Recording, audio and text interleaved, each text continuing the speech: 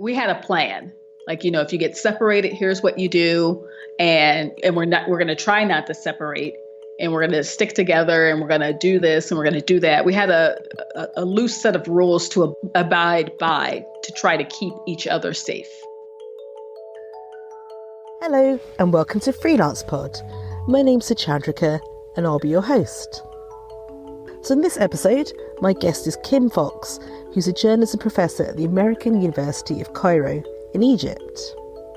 She had a global letter from lockdown in the last edition of my newsletter, which you can find at suchandrika.substack.com. And while you're there, why not subscribe? You'll get to hear from me in your inbox every now and then. So back to my guest.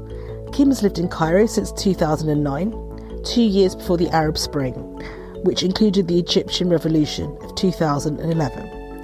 The movement began as student protests against the increasing police brutality of what would become the last few years of Hosni Mubarak's presidency. The revolution ended up toppling him. Cairo is the centre of the revolution, with the largest protests being held in Tahrir Square, and there were often up to 2 million people there at any given time. Kim, who is from Ohio in the US, attended the protests, and she sees the parallels with the current George Floyd protests in her home country. Kim goes on to tell me how her students use social media, and they're not really keen to use their personal accounts for journalism. I found with my training that's kind of a hallmark of how younger millennials and Generation Z use the internet and use social media. I think if you grew up with the internet and you've been on social media as a teenager, you probably have learnt through experience to draw a line between the personal and the public. So it also feels like a sensible reaction to living in a country that has faced internet censorship in the aftermath of the revolution. The media landscape in Cairo has also transformed in the 11 years that Kim has lived there, and podcasting is really taking off. From arriving to a bare classroom in which to teach her students, Kim now works in the smart studios, and she describes the rise of audio in this episode. Cairo even has its own podcast festival now. So let's hear from Kim Fox. Normally, Cairo is just full of car horns, just the sound of traffic, going around. A lot of old cars are out there spewing emitting fumes and things like that. So actually, Cairo has a lot of character. And so during the lockdown, it's like, you can hear the birds like that, like that's nice. And, you can just see that the air is cleaner. The heat thing is an issue. I mean, that's another reason why I try to get up earlier to go out and do my walks or ride my bike. During the academic year, I was still teaching. So I would try to get walk in before I had to teach my first class on Zoom. And so for the first part, we were teaching our normal class time, which is 75 minutes. But for Ramadan, I think we reduced it to 60. It was really tough, I think, for the students. And knowing that, I had to adjust the way I teach just to make sure we could get through it. And in Egypt, in Cairo, there's a huge culture of going out and socializing as groups and families. So to have the group component removed, I just think it really impacted a lot of people's psyche. We're coming up on now the 10th anniversary of 2011. I remember going to the protests on a couple of days, but on this particular day, a young lady called my name. She said, what the students, even though I don't have a PhD, they call you doctor. And she was like, doctor, doctor. And I kind of looked like, who's she talking to? And I realized she's talking to me. And I'm like, oh my goodness, I can't believe I can't remember my student's name. And so I'm looking at her and she's like, no, I've signed up to take your class this semester, the semester that's coming. I'm like, oh, wow. And sure enough, when we started classes, she was there, and she ended up being like sort of the face of the young people from the revolution, from that 2011 revolution. And she's another one who I've kept in touch with. Her name is Sarah Abdarrahman, and she is just an amazing person. And it's really nice to keep in touch with them and see their growth over the years. I mean, first of all, I'm not a journalist, so I don't have a press card. So my observations come from, me being someone who lives in Cairo as an expat. But with that said, I mean, I went to the protest. I mean, I was in Tahrir almost every day. I could count the days I wasn't there. And when people ask if it was safe, I felt safe enough to go. And I wasn't obviously going by myself. And I felt like that was also important because the people I went to Tahrir with, we had a plan. Like, if you get separated, here's what you do. And we're going to try not to separate, and we're going to stick together, and we're going to do this and we're going to do that. We had a loose set of rules to abide by to try to keep each other safe. And so we would go down to the protest. I mean, in the first days, I think it was a bit messy. I kid you not. It was very similar to what we saw in the U.S. with the killing of George Floyd, in terms of things being set on fire and just a lot of outrage from citizens and the government pushing back. And then it went into a different phase that was very festive. And people are just meeting up and saying hello and having coffee, and your guard was down, I would say. So yeah, I thought it was relatively safe from my experience. I think we give them too much credit. The young people are not interested in things the way that I am interested in things as their professor and as someone who knows the media. Like we used to use a word called digital natives. And, oh, these students already know how to do A, B, C. Like, no, they don't. That's not what they're using their phones for. Like initially they were on WhatsApp because they just wanted to communicate with their friends in an easy way as a group chat, for example. And now we're saying, hey, let's use it for class. And they're looking like, yeah, I don't want to do that. Or, same thing with Instagram and Twitter. Like, I need you to tweet out. And they look like, I don't want to use my personal Twitter for that. And I don't use it for that. I don't use my Twitter to crowdsource. So trying to get them to think differently about these tools that they're using, and forcing them to sort of play between privacy and public. Like their public self and their private self. And even so, who apparently just don't want to use Twitter. I mean, they are really Instagram centric right now. I started out in Cincinnati, Ohio, which at the time was I don't want to say the top 25 market. It was probably the top 30. It still is in the top 50, I believe. We were right between all of the technology. With the word processors, they were more portable. They were a little bit heavy, but I remember having one that you could close the lid on it and it had a handle that you could then carry around if you needed to. You would have to go back to the studio to edit your footage. I mean, I used to work for the PBS and NPR affiliate while I was in college. And so I worked for the news division. So I was a little bit familiar with that and doing graphics for the show as well. I mean, it definitely took more time than what they're doing now. It's called a chyron. So if we were, you're doing your lower thirds or whatever the graphics are for the show and trying to punch all of that in advance so everything is ready to go at showtime. I mean, kind of similar to what we do now, except for it was a little bit chunkier just based on the equipment. We went through the transition of running, I don't know if you remember, 8 tracks in what we call carts. And we were actually running turntables at one point, but we were moving to CDs. So yeah, we were still using turntables. We still had active turntables in the radio station. I remember when I was in college and I couldn't ad lib, and I would have to write down almost everything I said word for word.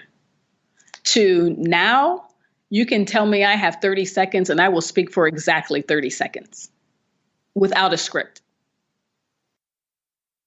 I mean, I was just thinking about my time as an undergrad a few days ago because my college academic advisor passed away.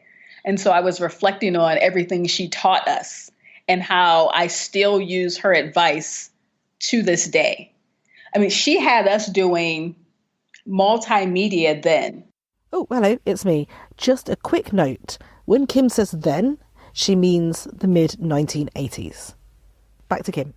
So we were producing this television show called Saudi, and we were just doing it for fun. And she found out about it, and she was like, you guys can get credit for that. And she was like, and you should be making a radio show, and you should be making a magazine based on the content from the interviews. And so, after one thing after another, we started producing all of this other content based off of the TV show. So it was nice to have a Black woman as an advisor who was involved in media, who was so instructive. And I say instructive meaning in outside of the classroom. I mean, she made sure that we were able to attend conferences, professional conferences, so that we could network and meet the people who were hiring or who were in positions to hire. And of course, she would prepare us by making sure our CVs were ready so that when we were handing them out at these conferences, and then she would, of course, say, did you follow up? You send a thank you letter. The things that I think that we assume people know, and they just don't know how to do it right.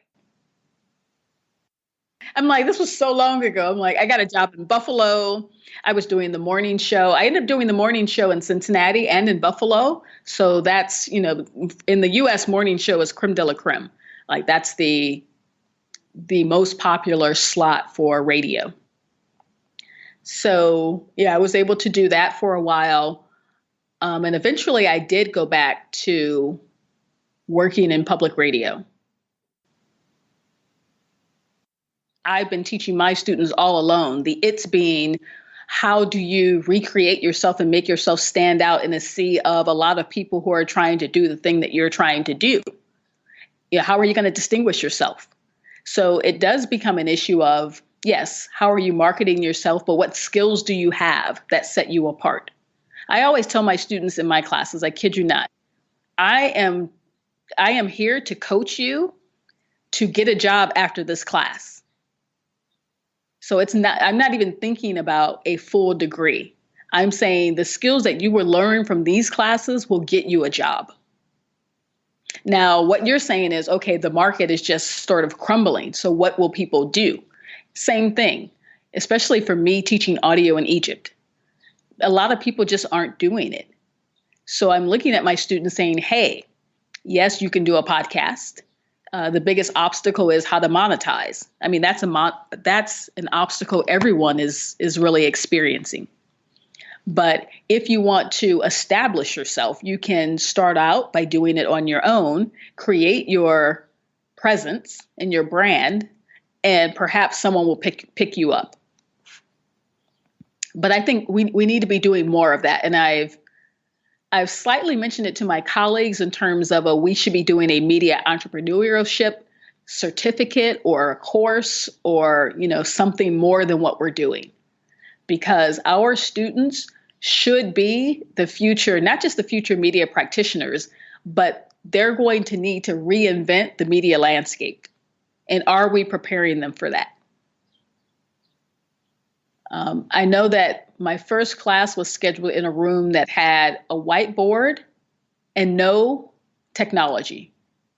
And I was just like, how am I going to teach without, a couple of tools that I need? And we didn't have a studio.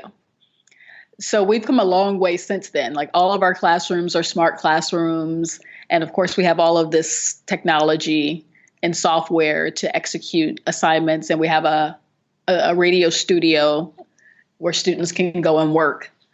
So yeah, the program has gone through a substantial change over the time that I've been in Cairo. I can't remember, we had some M audio recorders. They weren't the best, but that's what we had. And since we didn't have a studio, automatically I'm teaching them field work, like how to record remotely, basically. And then we're also saying, okay, once their pieces are done, where are they going to live? So by default, I mean, I was podcasting then because we had nowhere else to host our content except for Internet Archive. But that was sort of a forced mechanism because I'm just like, well, how else am I going to archive this material that the students are producing? So I assembled a team of my former students to be the reporters who would produce these narrative nonfiction pieces. The podcast is called the Ekia Master Podcast, and it means Tell Your Story Egypt in Arabic. In English, it's Tell Your Story Egypt. So we wanted it to be a narrative nonfiction podcast about life in Egypt. And we did pretty good, but you just run into, I felt like I ran into all of the problems of podcast production when you're doing it sort of by yourself. When I'm the one who's expected to understand how it works in terms of getting it going from concept to completion. Like I'm involved in the entire process. So I'm managing the team. I'm developing the brand. I'm doing the publicity. I mean, that's a full-time job, and I already have a full-time job. It launched in 2016. It became an idea in 2016, and I think our first podcast came out in 2017. We were working on a series before the lockdown, and I can't decide what to do with it. The next section sounds a little bit different from the rest of the recording because we had some technical difficulties. So Kim kindly sent me a voice memo about Cairo Podfest.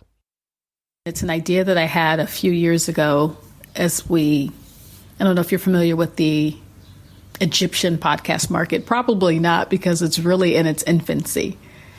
And I've just been trying to figure out ways to grow the podcast community here.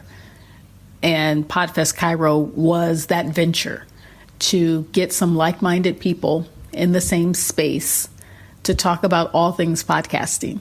So we had about 100 people who came out, and we had an international keynote speaker, Hannah Alam from NPR. And of course, we talked about equipment and delivery and interviewing and things like that. But it was just nice to see the community come together, those who are interested in being a podcaster and helping them, see that to fruition. We also had a Podfest pitch competition.